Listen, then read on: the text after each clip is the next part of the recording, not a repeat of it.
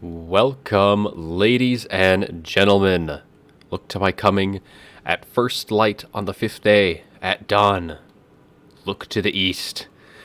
The Wood Elf Rohirrim comes for the High Elves today, as 3 great stag knights sit atop the hill, waiting to charge onto the unsuspecting spear line of the High Elves. We have Way on the Wood Elves, and we have Lord Baltimore commanding the High Elves. So for the Wood Elf army here, of course, we have those 3 great stag knights. We have a front line of dryads vanguarded up right in the front of the spear line. There's going to be a little burning head going to be arcing its way through one of those, and we do have the treekin as well as the firebark elders. Now the firebark elders do give a nice resistance to fire in an AoE around it, so against that burning head, it's going to be quite helpful to have those guys around. And for the Lords and Heroes, we do have a Glade Lord bringing Helm of Discord, and he also does have the Banner of the Hunter King, giving +5 melee attack, charge bonus and fear into AoE, as well as Call of the Woods for another +5 melee attack. We have the Glade Captain charging down the hill, going to be bringing the Dance of Loic, melee defense, and the Horn of Isha, so that's +15 additional melee attack between the two of them in an AoE, and that is constant. So those great stag knights going to be doing quite well. We do have a Spell Singer in the back, going to be bringing Earthblood and Shield of Thorns. And for the High Elves, it is going to be a Spear front line backed up by Lothern Seaguard, all with shields, expecting to see some kind of archers from the Wood Elves. And they do have a Mage of Fire with Fireball Burning Head. We also have a Mage of Life, going to be bringing Earthblood and the Dwellers Below.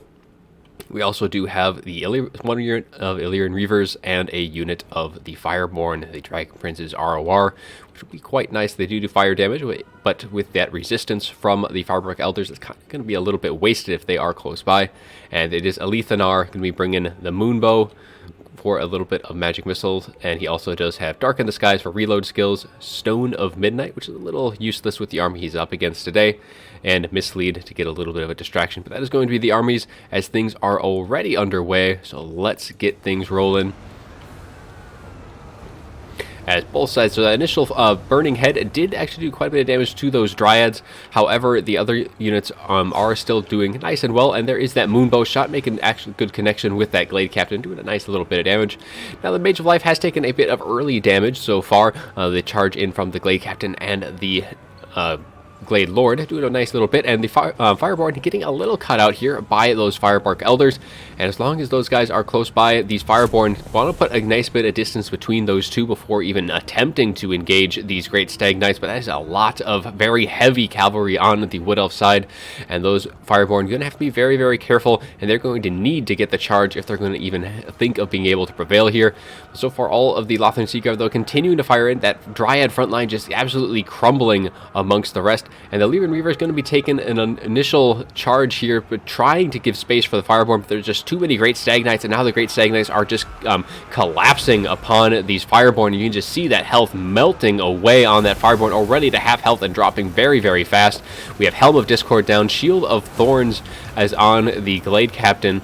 But yeah, things are just getting absolutely blasted. Earthblood was actually from the High Elves here, trying to save their Illyrian Reavers and the Fireborn, but unfortunately that cav engagement just was so lopsided as the Fireborn and Illyrian Reavers just get destroyed in that initial engagement. A Burning Head is going to try and go through these units, but it isn't going to be doing like any damage to those great stag knights. They do have a nice little bit of physical resist that they can bypass, but otherwise they are just such a large monstrous unit, and they aren't going to be taking as much damage from those burning heads.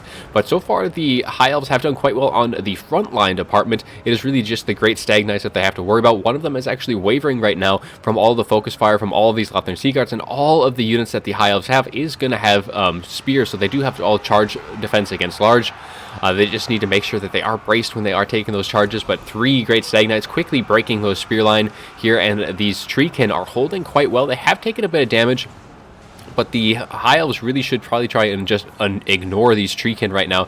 They're not really providing any bit of assistance to the rest of the Great Stag Knights, and the Great Stag Knights are what really needs to be dealt with, as Alethanar just continue to pluck away, just getting some slight damage over time, especially with the loss of the Fireborn, though it does look like, actually no, those are the Dryads off in the flank there, though the Fireborn actually have returned over on this flank trying to break these treekin. However, with that resistance to fire, and the Fireborn do fire damage, that it's just not going to be so helpful in that department. They're going to be a little bit more resistant, though one of the Treekin has broken to all that focus fire.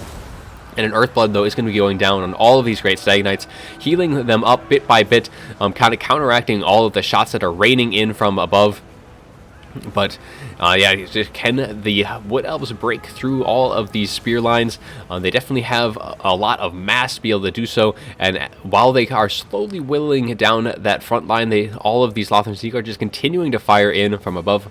But we have still the Spellslinger, we have the Glade Lord, and the Glade Captain are all sitting very healthy, and of course they are all giving a very juicy plus 15 bonus to their melee attack and a plus 5 bonus to their melee defense to all the units around it. So the Great Stag Knights are going to be able to chew through these guys very, very quickly. So the quicker that they can kill these units, the less damage that they'll end up taking. And their charge is a meaty charge at that, with a 76 charge bonus, because that also has a nice little bonus there as well. But a Burning Head going to be going right down the pipe here as it goes right through all of these Great Stag Knights, doing some nice bit of damage, even clipping some Dryads on the way out, and they are far enough away from that Firebark Elders where they're not going to be taking all that much, or they won't be getting that extra resistance.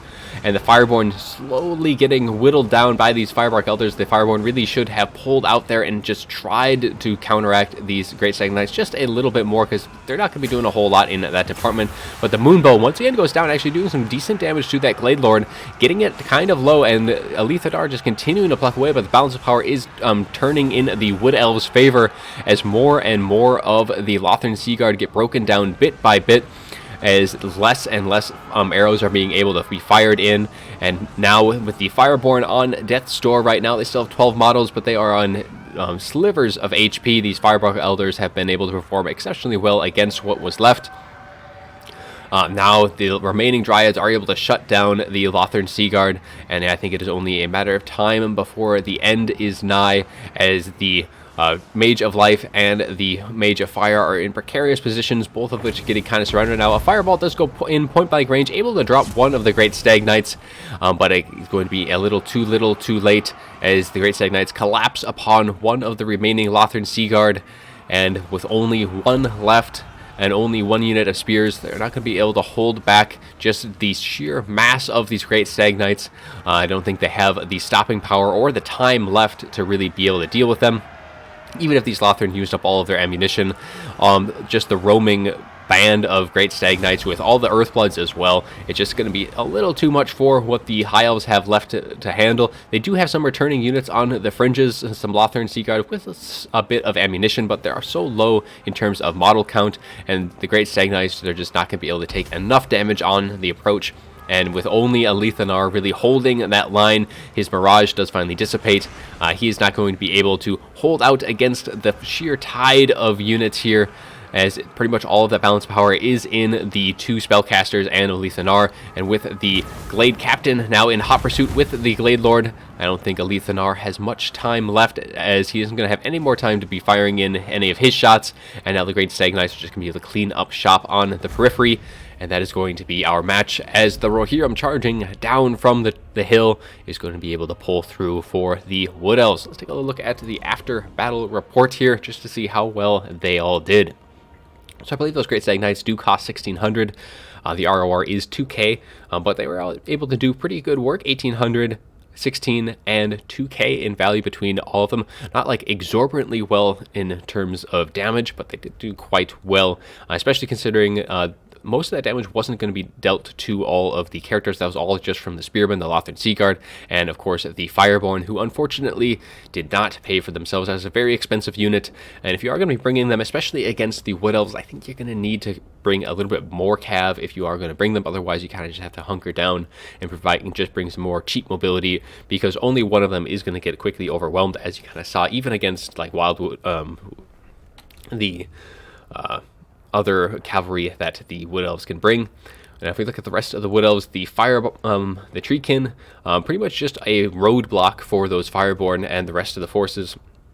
And that bonus to the fire resist is actually kind of useful here, because that is one thing that most of the Wood Elf units do share a weakness to, at least all of the tree units, and something that you'll see the like a Burning Head, for example, to bypass the physical resist of all of the tree units, so like Dryads and stuff. They all have an innate physical resist, as do the Great Stag Knights. They all have plus 20%.